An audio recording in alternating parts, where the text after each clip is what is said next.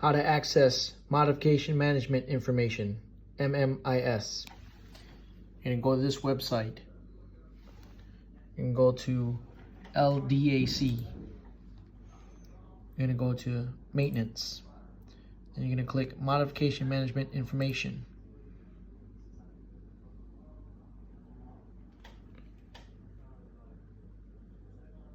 What you'll be able to check on here is your modification work orders and your safety of use message and so forth. Again, this is the website. Here, click LDAC, modification management information, also MMIS. It brings you to here, and you can check all of your equipment that you may have safety of use messages on, modification work orders, and so forth. Hope this helps. All right, y'all.